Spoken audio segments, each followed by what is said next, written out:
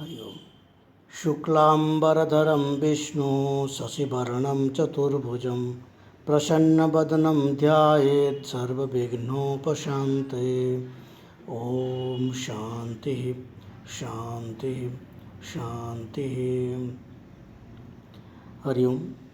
जब हमने नेट की प्रिपरेशन प्रारंभ किया था तब हम लोग के सभी के मन में एक प्रश्न आ रहा था कि भक्ति तत्वम, यहाँ पर जो सर्वदर्शन में एक भक्ति तत्वम के नाम का टॉपिक दिया गया है, ये कहाँ से आया है और इसको कहाँ से पढ़ें, कैसे पढ़ें। क्योंकि भक्ति पूरे के पूरे शास्त्र जो है भक्ति से भरा पड़ा हुआ है और वेदांत शास्त्र भक्ति से युक्त है, भक्ति तत्व से युक्त है। पुराण इतिहास ये भी भक्ति तत्व से युक्त है और भी बहुत सारे जो संदर्भ है वो भक्ति, सभी में भक्ति के प्रतिपादन किया गया है। तो ये समझ में नहीं आ रहा था कि कहाँ से भक्ति हम अध्ययन करें और मुझे पढ़ते पढ़ते एक जगह में मिल गया भक्ति तत्व के बारे में, जहाँ पर इसका पूरा पूरा कनेक्शन है। मैं आपको वो प्रमाण दिखाऊंगा कि यहाँ से हम क्यों भक्ति तत्व को लेना है। ठीक है, अभी हम जाते हैं इसका क्वेश्चंस में, जो भक्ति तत्व के ऊपर क्वेश्चंस पिछले ईयर्स में आया हुआ है। यहाँ पर ये देखिए, रामानुज दर्शनानुसारेण भक्ति साधनेषु चर्चितो विमोकः कः। ठीक है, रामानुज दर्शन के अनुसार भक्ति साधन में जो चर्चित विमोक है, विमोक नाम का एक शब्द है, उसका अर्थ क्या है। ठीक है, तो यहाँ पर आंसर आया है क्या, कामना अभिष्वंगः। ठीक है, कामना अभिष्वंगः, इसका आंसर हो गया ये। अब ये आंसर कहाँ से रिलेटेड है, कौन सी ग्रंथ से आया है, कौन से प्रकरण से आया है, उसको हम अब देखेंगे। यहाँ पर देखिए, मैंने आपको अभी बता रहा था कि भक्ति तत्व का सीधा जो प्रश्न आया था वो कहाँ से रिलेटेड है। यहाँ पर देखिए, विमोकः कामना विष्वंगः। ठीक है, विमोकः कामना विष्वंगः, विमोकः कामना विष्वंगः। विमोक का अर्थ क्या है, कामना विष्वंगः, यहाँ पर सीधे ये रिलेटेड है। अब हम पूरे जो है भक्ति तत्व के यहाँ पर अध्ययन करेंगे, जिससे कि अगर यहाँ से कोई भी क्वेश्चन आता है तो हम उसको आसानी से कर सकते हैं। देखिए, ये रामानुज दर्शन है और जो सर्वदर्शन संग्रह में रामानुज दर्शन के प्रतिपादन किया गया है, वहाँ से ये प्रकरण आया है। इसलिए जो है, अगर आपके पास सर्वदर्शन संग्रह है तो उसमें रामानुज दर्शन देख सकते हैं। रामानुज दर्शन में भक्ति के प्रतिपादन किया गया है। अब इसको मैं थोड़ा सा, जो भक्ति प्रतिपादन करने से पहले उसका जो संदर्भ है उसको हम यहाँ पर थोड़ा बहुत प्रतिपादन करते हैं, फिर उसके बाद भक्ति तत्व में आएंगे, क्योंकि ये बहुत आवश्यक है। प्रश्न यहाँ से भी किया जा सकता है। विद्यते हृदय ग्रंथि सिद्ध्यन्ते सर्वसंशयाः क्षीयन्ते चास्य कर्माणि तस्मिन् दृष्टि परावरे, ये मुंडकोपनिषद की है यहाँ पर। और दूसरे में आया है, आत्मा व अरे द्रष्टव्य मंतव्य श्रोतव्य निधिध्यासितव्य। आत्मा जो है सुनने का विषय है, श्रोतव्य मंतव्य मनन करने का विषय है और निधिध्यासन करने का विषय है, निधिध्यासितव्य। ठीक है, परमात्मा को जानने के लिए श्रवण मनन और निधिध्यासन का वहाँ पर विधान किया गया है, क्योंकि परमात्मा ही वो विषय है जो जिसका श्रवण किया जाए। श्रवण का विषय परमात्मा है, मनन का विषय परमात्मा है और निधिध्यासन का भी विषय परमात्मा है। अब आगे देखिए, नायम आत्मा प्रवचनेन लभ्य न मेधया न बहुना श्रुतेन यमैवेव विवृणुते तेन लभ्य तस्यैष आत्मा विवृणुते तनुष्वाम। ये कठोपनिषद ये कहते हैं कि नायम आत्मा प्रवचनेन लभ्य, जो आत्मा है, जो परमात्मा है, उसको जानने के लिए वो प्रवचन से प्राप्त नहीं है। नायम आत्मा प्रवचनेन लभ्य, प्रवचन से प्राप्त नहीं है आत्मा। ना मेधया, वो मेधा शक्ति से भी परमात्मा प्राप्त नहीं है। ना बहुना श्रुते, ना बहुत श्रवण करने से परमात्मा प्राप्त हो जाएगा। यमी वैव विवृणुते तेन लभ्य तस्य एष आत्मा विवृणुते तनुस्वाम। फिर वो परमात्मा कैसे प्राप्त होगा, तो कहते हैं कि वह परमात्मा जिसके ऊपर कृपा कर दे। ठीक है, वह परमात्मा जिसके ऊपर कृपा कर दे वही परमात्मा को प्राप्त कर सकता है।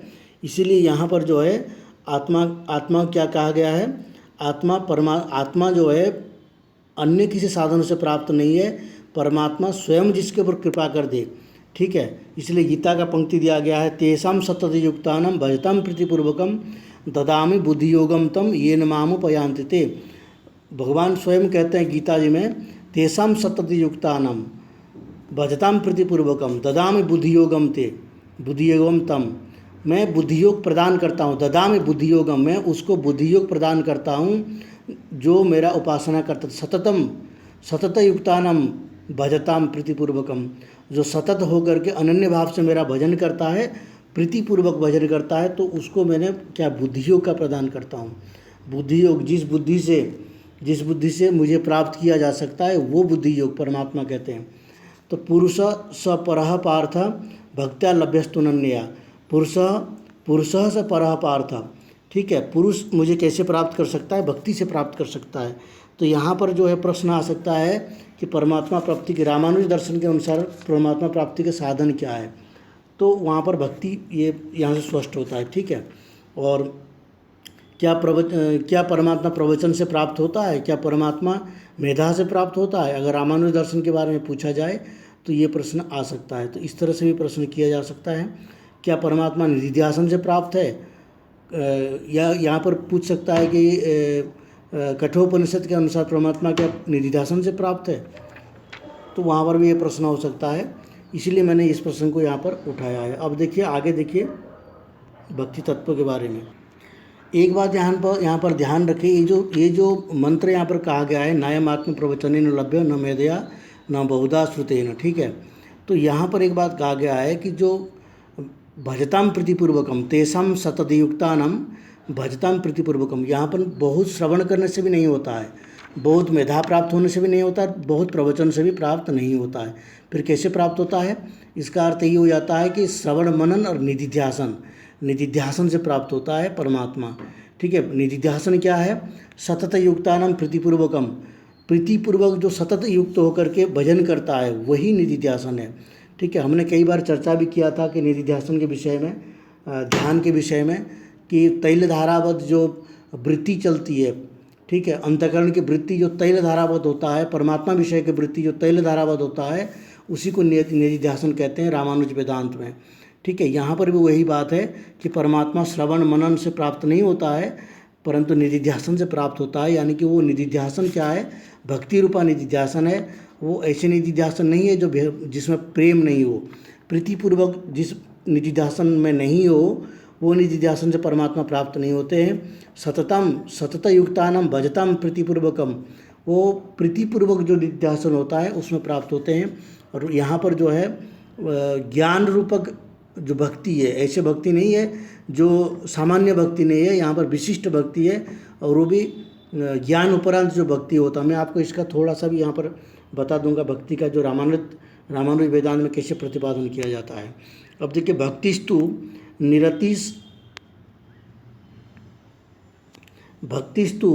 निरतिशयानंद प्रियानंद प्रयोजन सकल इतर वैतृष्ण बच ज्ञान विशेष एवं।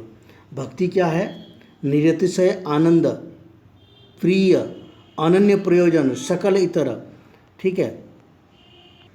यहाँ पर कहते हैं निरतिशय आनंद, ठीक है।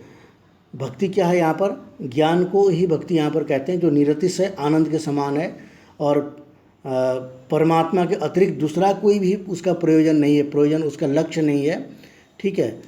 अनन्य प्रयोजन यानी कि अन्य प्रयोजन नहीं है, केवल परमात्मा ही जिसका प्रयोजन है, ठीक है। जिससे अन्य विषय की कोई भी अन्य विषय से जिसका वितृष्णा है, ठीक है। सकल इतर वैतृष्णवद ज्ञान, सभी पदार्थों से, सकल इतर, जितने भी इतर पदार्थ है उन सभी पदार्थों में वितृष्णा भाव है, यानी कि उसको त्याग करने की भावना है।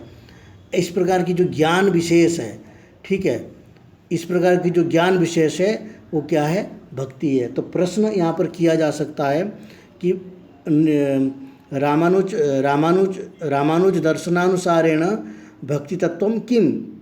अब यहाँ पर जो है निरतिशय आनंद प्रियानंद प्रयोजन सकल इतर वैतृष्ण व ज्ञान विशेष, ये एक पंक्ति दे सकता है, और अन्य भी पंक्ति दे सकता है, बहुत सारे इससे मिला जुला पंक्ति दे सकता है।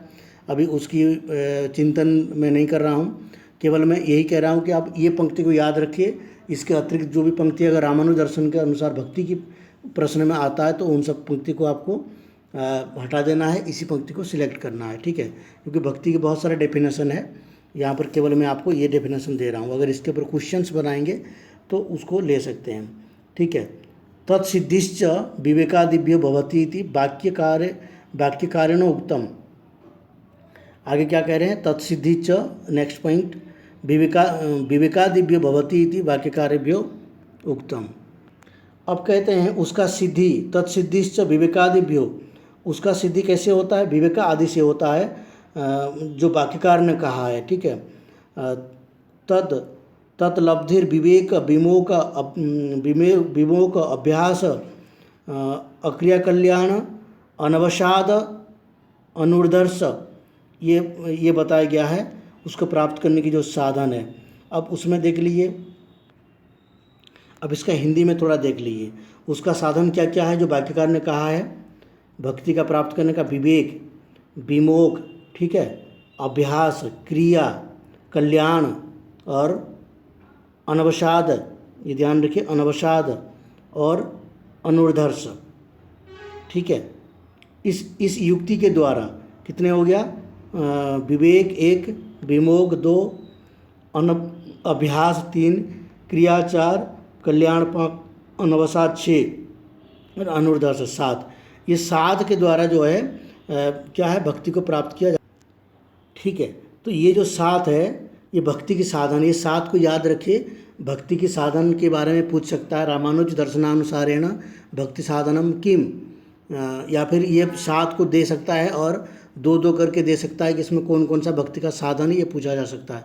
इसलिए ध्यान रखिए, विमोक, विवेक, विमोक, अभ्यास, क्रिया, कल्याण, अनवसाद और अनुर्धर्ष, ये 7 है। अब आगे बताते हैं कि इसका हम व्याख्या बताते हैं। आगे देखिए यहाँ पंक्ति में, तत्र विवेको नाम अदुष्ट अन्नात् सत्वशुद्धि। विवेक किसको कहते हैं? अदूषित अन्न से सत्व की शुद्धि, जो अन्न दूषित ना हो। विवेक किसके कहते हैं? जैसे भक्ति के साधन में देखिए, साधना पथ में बहुत सारे जो नियम संयम है उन सबको ध्यान में रखना पड़ता है, तभी जाके साधना सफल होता है। और भक्ति एक प्रकार की उत्कृष्ट साधन है, ठीक है। भक्ति की साधना में इन सब, अगर ये सारे जो नियम संयम है इन सब को ध्यान में नहीं रखा जाए तो भक्ति सफल नहीं हो सकती है। इसलिए यहाँ पर एक आ गया है कि विवेक किस चीज़ में होना चाहिए? अच्छे और बुरे का विवेक होना चाहिए, यानी कि जो कुछ हम स्वीकार कर रहे हैं, अदूषित अन्न से सत्व की शुद्धि। अदूषित अन्न, जो अन्न दूषित नहीं हो, जैसे राजा की अन्न है, राजा की अन्न दूषित होता है। प्राचीन काल में जो संत महात्मा होते थे, वो राजा के अन्न का सेवन नहीं करते थे। हमने आपको एक बार एक स्टोरी भी सुनाया था, जो कश्मीर में पंडित थे, उन्होंने राजा के कहने पर, राजा ने जब उनको धन देने की विचार रखा और उनको आग्रह किया कि आप धन स्वीकार कीजिए, तो उन्होंने क्या किया था? धन को त्याग कर दिया था। राजा से यही कहे थे कि अगर दोबारा आप हमारे यहाँ पर आएंगे तो हम यहाँ छोड़ करके चले जाएंगे। वो बहुत ही महान वैयाकरणी थे, कैयट, ठीक है। तो वैसे ही साधक होते हैं जो महात्मा होते हैं। तो उसी तरह जो है, जो रामानुज संप्रदाय में हुए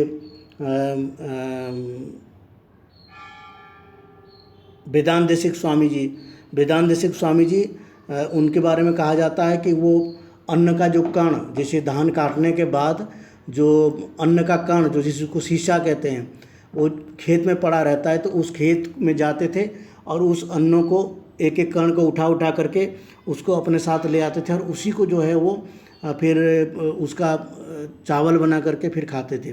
उसको कहते हैं उच्च वृत्ति, ठीक है, उच्च वृत्ति कहते हैं। तो जो साधक है होते हैं वो दूषित अन्न का सेवन नहीं करते हैं और वो हमेशा जो है जो शुद्ध अन्न का सेवन करते हैं। इसलिए अदूषित अन्न से सत्व की शुद्धि, जो अन्न दूषित नहीं हो ऐसे अन्न का स्वीकार करना, ऐसे अन्न को भिक्षा के रूप में स्वीकार करके लाना, उसको कहते हैं विवेक ये नहीं है कि धन ज़्यादा हो तो धन को अच्छी जगह में तिजोरी में रख दे और जो फटा नोट है वो गरीबों को दान कर दे, ये विवेक नहीं है, ठीक है। विवेक क्या है? भक्ति में विवेक वही है जो सत्व की शुद्धि करे अदूषित अन्न से, उसको विवेक कहते हैं, ठीक है।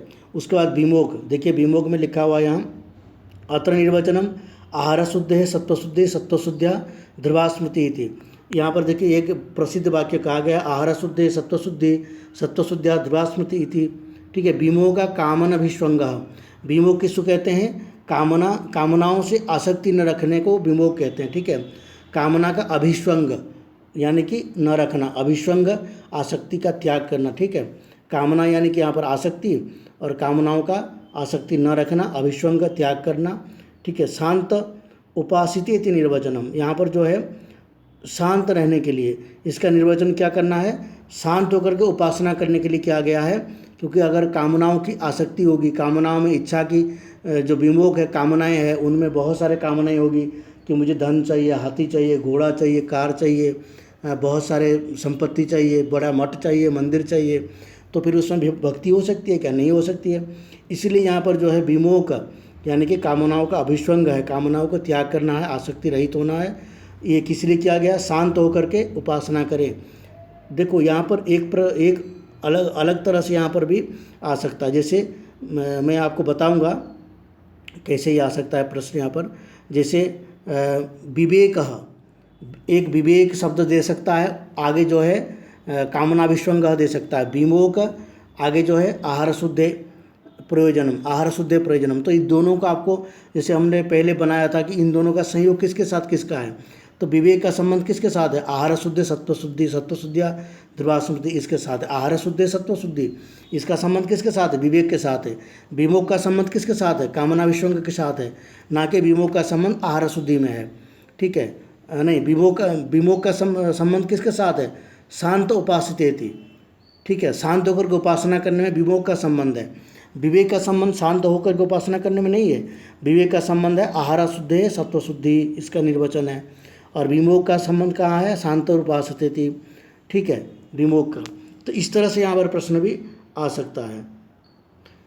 ये पूरा PDF आपको मिल जाएगा, ये भक्ति का प्रश्न यहाँ जितने भी है, और मैंने इसको टेलीग्राम ग्रुप में पहले ही भेज दूँगा, और उसके साथ साथ आपको व्हाट्सएप ग्रुप में भी मिल जाएगा। तो जो ये वीडियो अभी देख रहे हैं तो उनको तो व्हाट्सएप पे भी मिल जाएगा और टेलीग्राम में भी मिल जाएगा, और जो ये वीडियो बाद में देखेंगे उनको टेलीग्राम से मिल जाएगा, ठीक है। तो आप टेलीग्राम चैनल जरूर ज्वाइन करें, इसके डिस्क्रिप्शन में उसका लिंक भी आपको मिल जाएगा। नहीं तो आप वहाँ से सर्च भी कर सकते हैं, टेलीग्राम में जाकर के संस्कृत 73 कोड सर्च करेंगे तो आपको हमारे टेलीग्राम भी मिल जाएगा। देखिए अब यहाँ पर पुनः संशीलनम अभ्यास, पुनः संशीलनम, पुनः संशीलनम क्या क्या, बार बार चिंतन करना, यह अभ्यास है। किसका चिंतन करना है, गाड़ी मटर पैसे रुपये इन सब का चिंतन नहीं, बिल्कुल नहीं। पुनः संशीलनम, पुनः चिंतन करना, पुनः परमात्मा के चिंतन करना, परमात्मा के रूपों का चिंतन करना, परमात्मा के गुणों का चिंतन करना, परमात्मा की लीला का चिंतन करना, ठीक है। इसमें बहुत सारे चिंतन की प्रक्रिया होता है। जो साधक है उनको ये सारे रहता है, उनको जानकारी रहती है। बार बार चिंतन करना यानी कि परमात्मा के चिंतन करना, परमात्मा विषय के वृत्ति जो होता है वो अभ्यास है। अभ्यास से भी समर्थोसी मत्कर्म परमो भव, भगवान गीता जी में कहा है अभ्यास से भी मेरे कर्म को जो करता रहता है, यानी कि भगवान की कर्म समझ करके जो अभ्यास से भी समर्थोसी, जो अभ्यास करता है बार बार, ठीक है। अभ्यास के बारे में 12 अध्याय में गीता जी में बहुत सारे कहा गया है।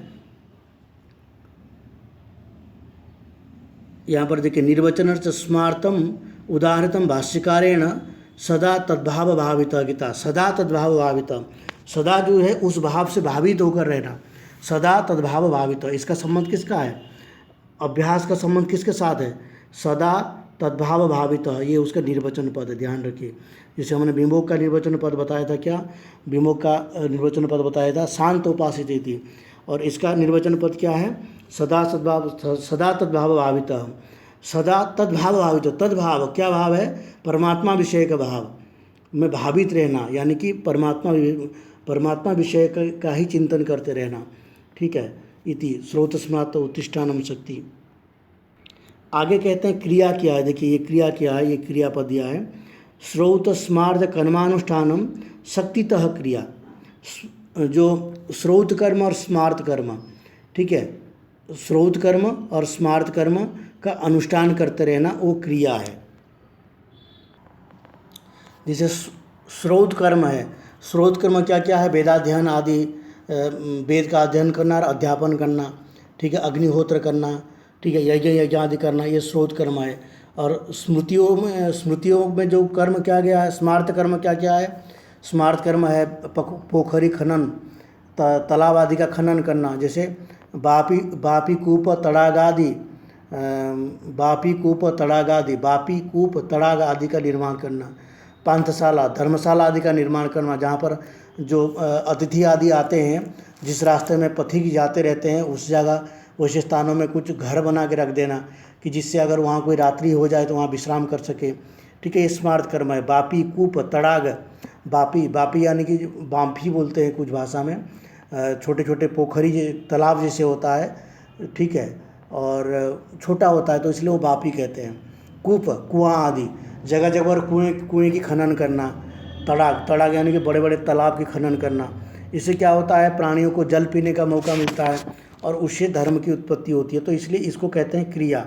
ठीक है, स्मार्त श्रौत स्मार्त कर्मानुष्ठान शक्तितः क्रिया, शक्ति से जो किया जाता है यानी कि शरीर से जो किया जाता है। क्रियावान एष ब्रह्म विद्याम वरिष्ठ इति निर्वचनम। क्रियावान व्यक्ति जो है ब्रह्म विद्या को प्राप्त करता है, ये इसका निर्वचनम है। निर्वचन वाक्य क्या हो गया, क्रियावान एष ब्रह्म विद्याम वरिष्ठ।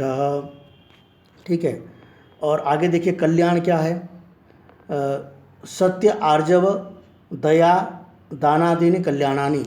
सत्य आर्जव, सत्य बोलना, आर्जव सत्य बोलना, दया करना, आर्जव मन वचन और कर्म की एक रूपता, उसको कहते हैं आर्जव। मन वचन और कर्म की एक रूपता, उसको कहते हैं आर्जव। दया, अपने स्वार्थ को ध्यान में, स्वार्थ को छोड़ करके, ठीक है, दूसरों की दुखों में उनकी साथ देना, ये क्या है, दया है। दान है, बिना लोभ के द्रव्यादियों का दूसरों को प्रदान करना, ये दान है। तो इसको कहते हैं कल्याण। विमोक अभ्यास क्रिया कल्याण। हाँ, विमोक अभ्यास क्रिया कल्याण था, उसके बाद अनवसाद, क्रिया के बाद अनवसाद है। सत्य, सत्य से पाया जाता है। अब इसमें देखिए इसका निर्वचन वाक्य क्या है, सत्येन लभ्यते इति निर्वचनम, सत्य से परमात्मा की प्राप्त की जाती है। उसके बाद दैन्य विपर्यो अनवसाद। अनवसाद किसको कहते हैं, दीनता से रहित होने को अनवसाद कहते हैं। ठीक है, जैसे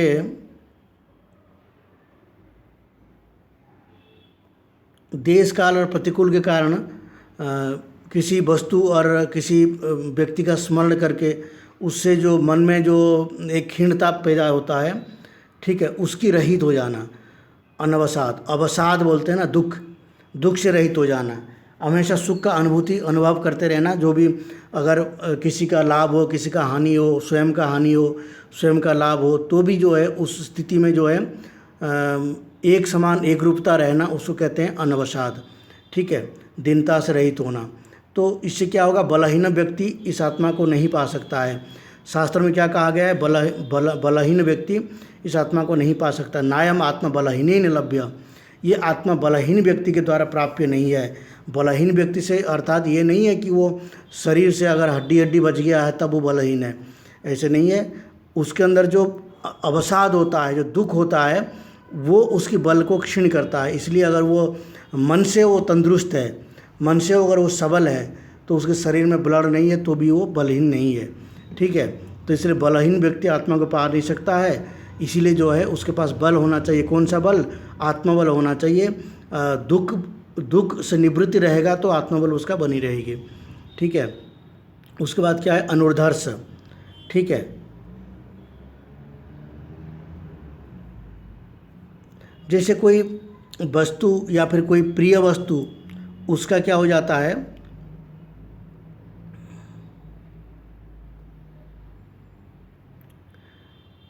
अति संतोष। जैसे मान लीजिए कोई साधना कर रहा है और उसको साधना में कुछ बहुत सारे सिद्धियां प्राप्त हो गई। जैसे होता है किसी किसी को, जैसे भगवान की साधना करते रहते हैं तो उसकी वाणी में संयमता आ जाती है, तो वो जो कुछ बोलता है वो हो जाता है। ठीक है, जैसे मान लीजिए मैं साधक हूँ, मैं साधना करते करते मेरा काफ़ी समय हो गया, तो मेरे पास ऐसे कुछ चमत्कार या शक्ति आ जाती है कि अगर कोई मेरे पास आकर के कुछ अपने दुख का प्रकट करता है तो मैं उसको कहता हूँ कि तुम्हारा दुख ठीक हो जाएगा। ठीक है, तो मेरे वाणी में इतना सत्यता आ जाती है साधना के बल पर कि वो दुख उसका जो है ठीक हो जाएगा। तो अब मुझे ये लगता है कि भाई मैं तो बहुत शक्तिशाली बन गया हूँ, क्योंकि मुझे जो साधना का जो फल है वो मिल गया है। इससे संतोष हो जाता है कि अब तो मुझे साधना करने की आवश्यकता नहीं है। इसको कहते हैं अनुर्धर्ष। ठीक है, संतोष हो जाना, ठीक है। अनुर्धर्ष, संतोष, ऊर्धर्ष कहते हैं संतोष हो जाना, तो उसका अनुर्धर्ष है कि संतोष ना होना। साधना में भी प्रबलता आ जाने पर भी उसमें संतोष न होना कि और साधना करना चाहिए, ये भावना मन में रखना, ये अनुर्धर्ष है, ठीक है। इसका जो पुरुष शांत है, इंद्रियों को दबाए हुए है, ठीक है। इसका निर्वचन कहाँ है? शांतो दांतो इति निर्वचनम, यहाँ पर दिया भी है। तद विपर्यया तुष्ट ऊर्धर्ष, तद विपर्यया तुष्ट ऊर्धर्ष, तुष्ट हो जाना, संतोष हो जाना, उसका विपरीत जो है अनुर्धर्ष, यानी कि संतुष्ट ना होना, साधना में संतुष्ट ना होना, बाकी बाह्य वस्तु में तो संतुष्ट रहना चाहिए, ठीक है। अब देखिए अंतिम पर्याय में क्या कहते हैं? तदेवमेवं विध नियम विशेष समासादित पुरुषोत्तम प्रसाद विध्वस्त तमः स्वान्तस्य अनन्य प्रयोजन अनवरत निरतिशय प्रिय विशदात्म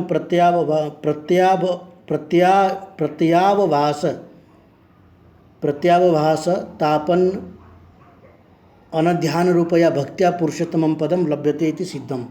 यहाँ पर ये कह रहे हैं कि जो इस प्रकार की व्यक्ति हो, जो इन सारे नियमों का पालन करता हो, ये नियमों का संपादन करता हो और प्रसन्न, इस नियमों से युक्त जो व्यक्ति है वो पुरुषोत्तम भगवान परमात्मा की कृपा को प्राप्त करता है, अपने भीतर जो अंधकार है उसको नष्ट करता है और भक्ति से परमात्मा की जो पद है, परम पद है, जो वैकुंठ कह सकते हैं, या फिर जो परमात्मा की जो दिव्य धाम है, उस दिव्य धाम को प्राप्त करता है। प्रिय आत्मा के विषाद प्रत्यय अर्थात स्वस्थ को ध्यान करता रहता है, ठीक है। जैसे परमात्मा की प्राप्ति होती है, तो परमात्मा की प्राप्ति होने पर नित्य धाम की प्राप्ति होती है, तो वहाँ पर जो है वेदांत, जो रामानुज वेदांत है, उसमें बहुत अच्छे वर्णन किया गया है। जो वैकुंठ आदि है, जहाँ से आना जाना लगा रहता है, वो धाम नहीं है, उससे भी और दिव्य धाम है, जो सत्वर, जो उसके विषय में कभी हम विशेष चर्चा करेंगे, ठीक है। सत्वरहित है, तम रहित है, और सत्वतम से अतिरिक्त जो है वो एक दिव्यमय धाम है जिसका प्राप्त होता है। वो तत्वत्रयम् ग्रंथ में बहुत अच्छा है, इसका विवेचन किया गया है, ठीक है। तो यहाँ पर देखिए, और मैं आगे का आपको दिखा देता हूँ। तदुक्तम यामुनेन, ये ध्यान रखें, तदुक्तम यामुनेन, ये पंक्ति आप ध्यान रखें, क्योंकि यहाँ से प्रश्न किया जा सकता है कि भक्ति तत्व में यमुनाचार्य का बहुत रहा है, ठीक है। और इनका समय 1440 रहा है। इनकी रचनाएं है आगम प्रामाण्य सिद्धित्रय है, ठीक है। यामुने उभय परिकर्मित स्वांत से एकांतिक आत्यंतिक भक्ति योग लभ्य इति, एकांतिक भक्ति और आत्यंतिक भक्ति, ठीक है। यमुनाचार्य कहते हैं कि जिसका अंतकरण शुद्ध हो गया है, ठीक है, जिसका अंतकरण शुद्ध हो गया है वो एकांतिक तथा आत्यंतिक पूर्ण भक्ति योग पा सकता है। एकांतिक और आत्यंतिक, ठीक है। एकांतिक क्या है? उसके अतिरिक्त जो है और कुछ है नहीं, बिल्कुल जो अंतिम भक्ति है, ठीक है। ऐसे भी शास्त्र में बहुत सारे भक्तियों की वर्णन किया गया है, जो नवधा भक्ति आदि का वर्णन किया गया है। तो उन भक्तियों से भी जो परे है, जो नवधा भक्ति है ना, उस नवधा भक्ति से भी परे है ये एकांतिक भक्ति। और आत्यंतिक भक्ति, ठीक है, आत्यंतिक भक्ति योग, उसके आगे जो है कोई और भक्ति योग है ही नहीं। जो अत्यंत आवश्यक भक्ति योग है, उस भक्ति योग से परमात्मा को पा सकता है, ठीक है।